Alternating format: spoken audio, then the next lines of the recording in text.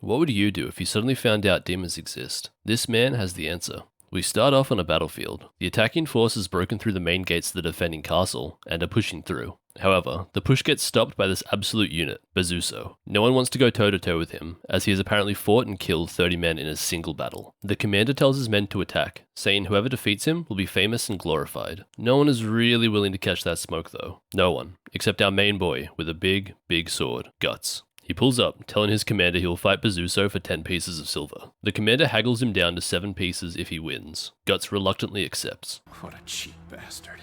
Bezuso starts to monologue about how foolish Guts is if he's willing to die over 7 pieces of silver. Guts doesn't have any time for that and charges in, delivering strike after strike to Bezuso, forcing him backwards, much to the shock of everyone watching. Bezuso kicks him back, raising his axe high into the air to swing down at Guts. As the axe falls, Guts intercepts it with his own sword, digging into the axe and cracking it. As Bezuso rises high for another swing, instead of intercepting, Guts goes straight for his side. Bezuso's axe hits Guts in the side of the head, but his helmet comes in clutch, breaking the axe upon impact. Unfortunately for Bezuso, Guts' sword cuts deep into his side. Bezuso falls to his knees, yielding to Guts and begging for mercy.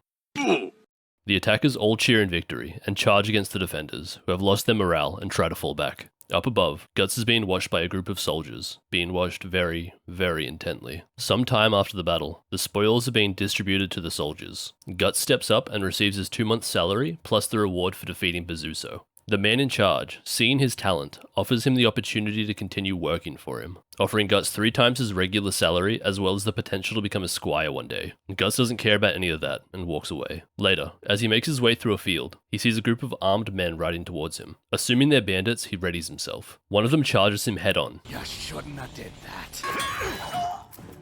They then try attacking from 2 different directions at the same time. He deflects one strike before cutting off the arm of the other man. We learn that these people attacking him are the same ones that were watching him from atop the battlements earlier on. The leader, who we find out is named Griffith, tells one of his commanders, Casca, to go and help out Caucus, the guy who had the idea to try and attack Guts in the first place. Back to the action, we see Caucus tell his man to attack him. After seeing the damage Guts can do, his man hits him with the reverse Uno. No, you. They then both see Guts racing towards them. Caucus's horse rears up, making him a sitting duck. Guts comes in for the attack when Casca clutches it up by shooting an arrow at Guts, saving Caucus. She tells all the men to fall back. She rides up to him. He is about to strike but notices the crossbow aimed at him and goes on the defensive instead. On the second pass by, as she rides up, Guts jumps to the other side of her horse. She can't aim in time and he cuts off the horse's back legs. She tumbles to the ground and Guts sees that his opponent is in fact a woman. Bastard! She charges him and they have a brief fight, in which Guts quickly overpowers her. As she's being pushed back, she trips on a rock. Guts raises his sword above her and Casca thinks she's about to die, when a spear lands nearby between them. Down rides the leader, Griffith. He asks Guts to put down his weapon, which Guts politely refuses.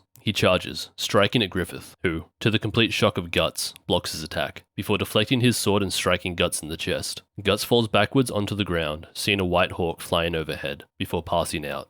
A few days later, Guts wakes up in a tent. Lying next to him is a naked Casca. As she begins to walk out, he asks her where he is, and why she is there. She coldly walks up to him before punching him in his wounded side, saying Griffith should have let him die out there. She punches him again, saying that one is for her horse. She walks out of the tent. He angrily chases after her. He opens the tent door and finds himself at the center of an encampment. Besides the tent, a man named Jadot lets Guts know that he should be thankful to Casca. He had lost so much blood that he'd gone cold and was shivering. Griffith told Casca that it's a woman's duty to keep a man warm, and ordered her to lay with him while he was unconscious. Lucky son of a bitch. Griffith walks over to Guts, handing him back his sword, asking Guts to take a walk with him. As they're walking, Griffith explains that he is the leader of this group of mercenaries, known as the Band of the Hawk. They reach a small hill overlooking a valley, when Guts demands to know why Griffith didn't kill him earlier. Griffith explains that ever since he saw his duel with Bezuso, he knew he wanted him. He says the fight was magnificent, but if it wasn't for the crack in Bezuso's axe, Guts most likely would have lost his head. Guts agrees that that probably would have happened.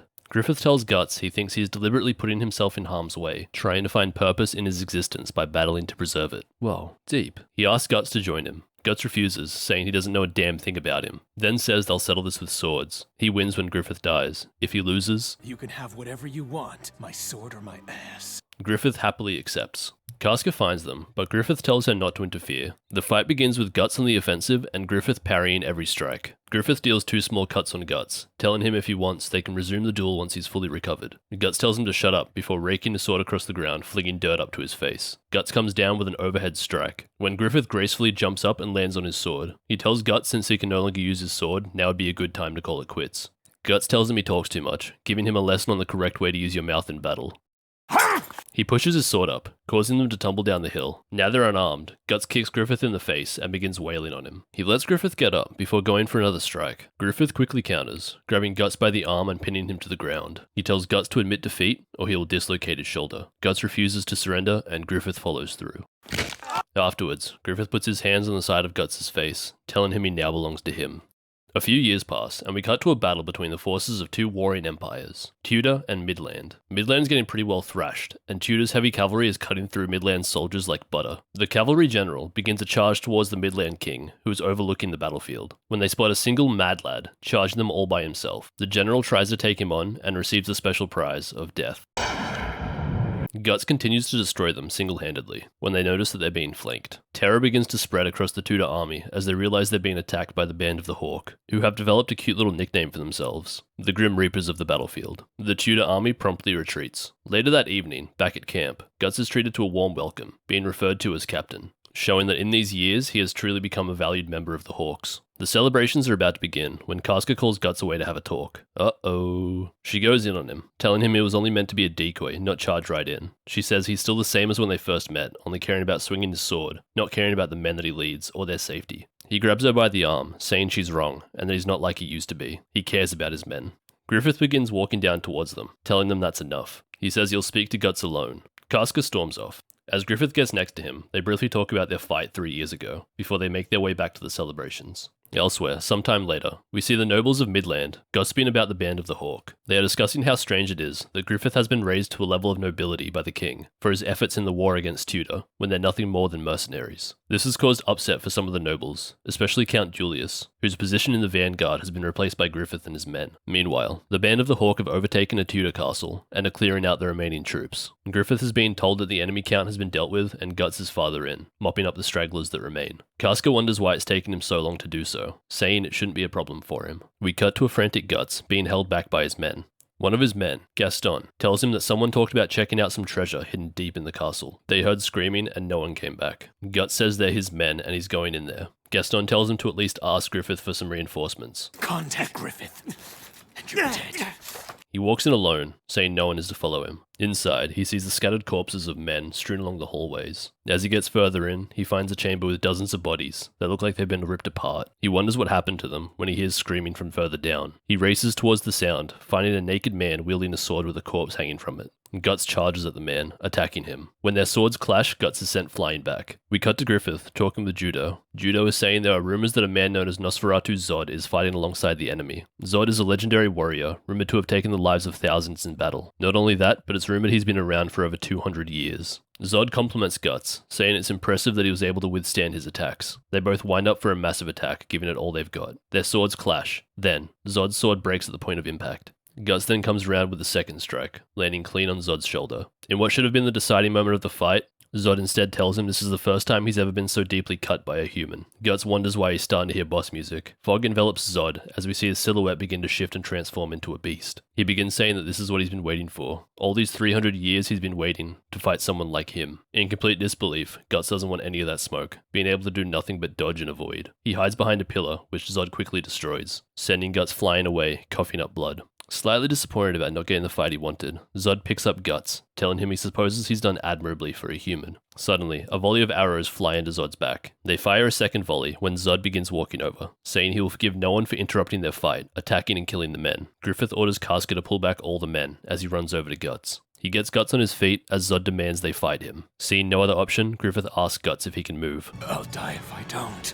They charge at Zod, Guts taking the left side, Griffith taking the right. They dodge Zod's strike, and they run past, both inflicting wounds onto either side of his body. Using his tail, Zod knocks Guts to the ground again. Griffith tries to run over and help, getting hit in the same way and slamming into a pillar. Zod comments that it's amazing he's been able to find 2 men that can actually wound him, but it's a shame that he has to destroy them both. As Zod walks up to Griffith, the strange necklace that Griffith wears rolls into view. Zod recoils in shock, wondering how a man like this is in possession of the Crimson Bayolet. He begins to laugh, punching a hole in the ceiling. He gives a grim warning to Guts. When this man's ambition crumbles, is when you will face your death. A death you can never escape! I'm sure that's nothing to worry about, right? With that, Zod flies off. A few days later, Guts is working out some frustrations when Griffith finds him. They talk for a bit about Zod's existence, proving that there's something beyond human understanding in the world. When Guts mentions he took off after seeing what Griffith wears around his neck, Griffith explains that it's called a bayolet. He got it from an old fortune teller when he was just a boy. She told him that once he is in possession of it, he is destined to rule the world through flesh and blood. As Guts is examining it, its eyes open and look at him, startling him enough to where Guts almost falls off the ledge, being grabbed by Griffith in time. As they continue to talk, the king and his squad roll up. Griffith kneels immediately, but Guts is not quite ready to do so, only complying after seeing a glare from Griffith. The king is pleased with Griffith's recent conquests, and introduces Griffith to his daughter, Charlotte. The king says she is quite scared of warriors and rarely leaves the palace. The group makes their way onwards, and as Charlotte walks past, she trips on a dress. As she falls to the ground, Griffith grabs her, asking her if she's alright. Her uncle, Count Julius, sees this and hits Griffith across the face for laying hands on her. Bruh, he just saved her. Griffith asks for forgiveness from his poor manners, to which Julius approves. A few days later, the Band of the Hawk have been invited on a royal hunt with all of the nobles. The princess is overlooking a valley when Griffith rides up, asking if she dislikes hunting. She asks him why men are so preoccupied with war and bloodshed. Griffith cuts her off mid-sentence and just starts whistling with a leaf. This weird flirting somehow works, and she tries to copy him, to no avail. He teaches her how to do it, and they share a little moment, whistling at each other. Watching on from a distance, Count Julius tells his men, not just yet, saying they need to have patience. A boar that is being hunted runs up near Charlotte's horse, startling it. Her horse takes off and Griffith chases after her. Count Julius signals his man to follow as well. Griffith gets close before jumping from his horse to hers. He manages to gain control of the horse and slow it down to a stop. Charlotte is crying, saying she's never been more terrified in her life. Griffith jumps off her horse, saying she no longer needs to be frightened, then saying they should head back, as everyone must be worried. Griffith sees Guts and he waves them over. When Griffith goes down, Guts reaches him and looks around for who could have done it. He grabs Princess Charlotte by the shoulder, demanding to know what happened. Casca cries on Griffith's shoulder. When the drama queen reveals he's completely fine, he pulls the bolt out, telling everyone not to touch the tip as it's most likely been poisoned. He reveals that the bolt never actually touched him. It had hit the bayolet instead. Guts says he's going to search the surrounding area with his men. Griffith stares daggers up the hill. He sees Count Julius and his man before they ride off. Later, we see Count Julius training swords with his son, Adonis. Shameful!